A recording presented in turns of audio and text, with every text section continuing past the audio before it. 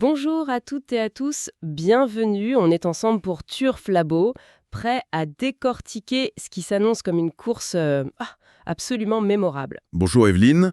Oui, le prix de Bourgogne, la 5e marche vers le prix d'Amérique. L'ambiance monte à Vincennes et on va plonger au cœur de la stratégie. Exactement. Et avant de se lancer, un point qui nous semble essentiel. Oui, on va partager avec vous le fruit de notre analyse, des heures de travail de toute l'équipe pour identifier les meilleures chances. Mais, et c'est important, il faut que ce soit clair. C'est notre vision des choses. Voilà. C'est une discussion entre passionnés, si vous voulez. On vous donne nos clés de lecture, nos arguments.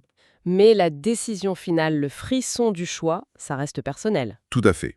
L'intuition, la connaissance intime d'un cheval, c'est ça qui fait la magie de ce sport. Notre analyse est un guide, pas une prophétie. La messe est dite, alors allons sur cette fameuse grande piste de Vincennes. On y va ce dimanche 28 décembre 2025, départ à 15h15. On parle du prix de Bourgogne, groupe 2, international, 120 000 € d'allocation. Et surtout ce fameux parcours de 2100 mètres avec départ à l'autostart. Le test de vitesse par excellence. Oui, mais pour ceux qui connaissent un peu moins Vincennes, ce n'est pas qu'une simple ligne droite. Il y a des pièges, n'est-ce pas? Ah, c'est le piège classique. On pense vitesse, mais on oublie le juge de paix. La fameuse montée de Vincennes. Elle arrive vite après le départ et c'est elle qui fait le tri. On a vu des chevaux, des véritables dragsters, littéralement exploser en vol dans cette montée. Il faut un alliage parfait, en fait. C'est ça, de la vitesse pure et de la tenue pour encaisser le choc. C'est un parcours pour un crack complet, quoi. D'autant que la météo, elle ne sera pas estivale. Pas du tout. On annonce un temps nuageux, 3 petits degrés, un vent du nord-est qui pourrait se faire sentir. Le terrain, lui, est annoncé bon, mais ce ne sera pas une partie de plaisir. C'est un tracé jugé assez difficile, même pour l'élite. Le décor est donc planté, une épreuve pour les durs. Et au milieu de cette arène, il y a un cheval qui semble attirer toute la lumière. On pense évidemment au numéro 3, Joshua Tree. Les chiffres qui l'entourent, honnêtement, ça donne le vertige. Quand on lit 90% de réussite dans les quintés plus, ça paraît presque... Irréel. irréel, voilà. C'est phénoménal. Mais ce qui est le plus impressionnant, c'est pas le chiffre en lui-même, c'est ce qu'il raconte. C'est-à-dire ? Un cheval qui termine 9 fois sur 10 dans les 5 premiers à ce niveau, ça veut dire qu'il n'a pas seulement un moteur exceptionnel, il a un mental d'acier. Il ne fait quasiment jamais d'erreur. C'est cette fiabilité qui en fait plus qu'un favori. C'est une base. Une quasi-certitude de le voir lutter pour la victoire, oui. Et il est associé à Jean-Michel Bazir. Là, on a l'impression que c'est une alchimie. Ah oui, parfaite. Le pilote connaît son cheval par cœur. Il sait exactement quand lui demander l'effort, et jamais un mètre de trop. Cette entente à 91% de réussite, c'est la cerise sur le gâteau. Et quand l'entourage, par la voix de Nicolas et Jean-Michel Bazir, déclare « on va jouer la gagne », ce ne sont pas des paroles en l'air. C'est une déclaration d'intention. Ils ont toutes les cartes en main. Toutes. Déféré des postérieurs, sa meilleure configuration, un excellent numéro derrière la voiture. Objectivement, tous les voyants sont au vert fluo. C'est le cheval à battre. Mais une course n'est jamais jouée d'avance. Qui peut venir lui chercher des noises? J'ai un nom en tête. Le numéro 2, Go On Boy. Ah, le pur spécialiste de la vitesse. Exactement. C'est peut-être le cheval le plus rapide du lot sur une pointe. Son record d'un 0,88 sur ce tracé le prouve. Lui, il a juste besoin qu'on lui ouvre la porte au bon moment. Son driver, Romain Desrieux, est assez lucide. Il le sent capable de finir dans les 3 ou 4 premiers. Oui, il n'est peut-être pas à 100%, mais sa classe peut parler. Et puis, il y a ces fameuses stats historiques qui sont fascinantes. Ah oui, celle du cheval le plus riche. C'est ça, le plus riche au départ qui termine dans les 4. Ça arrive dans 70% des cas. Et c'est lui. C'est un signe, quand même. Un autre client très très sérieux, c'est le numéro 4, Igouski Sauton. Alors lui, son cas est différent. Lui, ce n'est pas juste un bon cheval sur ce parcours. C'est son jardin. C'est son jardin, 4 courses, 4 fois l'arrivée, 100% de réussite. C'est sa piste. Et avec Mathieu Abrivard au sulky, qui est aussi son entraîneur, et un numéro 4 idéal, la confiance est de mise. Complètement. Même si son grand objectif de l'hiver est autre montée, il ne vient pas ici pour faire de la figuration. Abrivard a dit qu'il allait jouer sa carte à fond. On peut le croire. Et pour compléter ce trio de challengers, il faut absolument parler du cas du numéro 14, Jabalpour. L'énigme de la course. Un peu, oui. Sa dernière sortie a été mauvaise, mais on a l'explication. Une infection pulmonaire. Ce qui change tout. Il a été soigné, son entourage assure que les prises de sang sont bonnes. 0,87. Exactement. Ça situe le potentiel de la machine. S'il est revenu à son meilleur niveau, même en seconde ligne, il peut tous les faire souffrir. Ce qui est passionnant, c'est qu'on a là une vraie opposition de style. C'est ça. Juchois Trille, la force tranquille, Guyon Boy, le sprinter, Igus Kisoton, le spécialiste, et Jabalpur, le revenant. Ça nous donne une base extrêmement solide. Je crois, oui. C'est le moment parfait pour dévoiler une première fois la sélection construite autour de cette logique. Alors, voici le pronostic de l'équipe. Le 3, le 2, le 4, le 14 en base. Suivi par le 5, le 7, le 10 et le 8. Et on va justement analyser ces compléments. Prenons le numéro 5, Hokkaido GL. Alors lui, c'est un cheval qui revient en grande forme après une longue interruption. On sent qu'il monte en puissance à chaque sortie. Et il adore ce parcours. Il adore ça. Et son entraîneur espère bien décrocher le billet pour l'Amérique ici. Il a les moyens de surprendre. D'accord.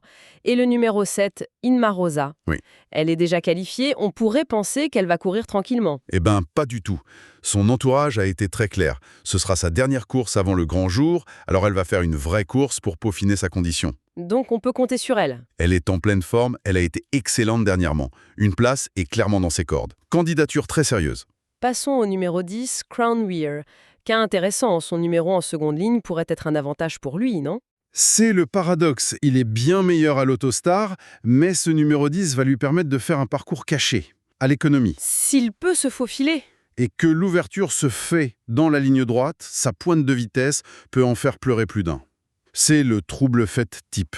On termine notre sélection avec le numéro 8, Just Love You, une jument de grande classe qui a un peu déçu récemment.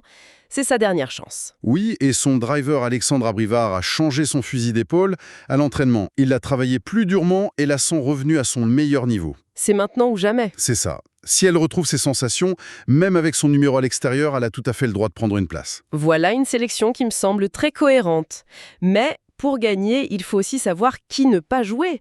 C'est aussi important d'identifier les pièges. Et il y a des cas où le message des entraîneurs est limpide. On peut même parler de veto formel. Ah oui, pour qui? Pour le numéro 6, Hooker Berry, qui a quand même gagné le Prix d'Amérique en 2023, Et pourtant, son entraîneur ne laisse aucune place au doute. Je cite, « Il effectue une rentrée et restera ferré. Vous pouvez l'écarter. c'est clair, net et précis. Il vient pour une remise en jambe, on raye. » Message reçu. Un autre cheval dans la forme interpelle, c'est le numéro 12, Jasmine de Bayeul. Là encore, c'est l'entraîneur lui-même qui sonne l'alarme. Il le dit méconnaissable. Il parle de forme douteuse. À ce niveau de compétition, c'est rédhibitoire. On ne peut pas se permettre de jouer un cheval sur lequel son propre entourage a des doutes. Impasse logique. On continue dans la même veine avec le 13, J'aime le foot. Lui, il est déjà qualifié. Et ça change tout. Son objectif n'est pas aujourd'hui. L'entraîneur vise au mieux une 5e place. Il se sert de cette course comme d'un galop public. Ce sera sans nous. D'accord. Et il y a aussi des cas un peu plus nuancés, des bons chevaux, mais dans des conditions défavorables aujourd'hui. Je pense au numéro 1, Borups Victory. Très bon cheval, lui aussi déjà qualifié. Son montora a annoncé la couleur. Parcours sage, il reste ferré. On préserve la mécanique pour l'Amérique. Pour une autre fois. Pour une autre fois. Le risque est inutile à prendre. Et le numéro 9, Josh Power. Un cheval de grande qualité, mais qui part avec un énorme handicap. Son numéro de départ est un cadeau empoisonné. Le 9, c'est tout à l'extérieur. Il va devoir soit faire un effort considérable, soit subir la course. Dans les deux cas, il va laisser des plumes. C'est un pari extrêmement risqué, même s'il a la classe pour. D'accord. On a une vision claire des chevaux à écarter. Mais dans un quintet plus, il y a toujours de la place pour une surprise, un outsider qui vient pimenter les rapports. Bien sûr.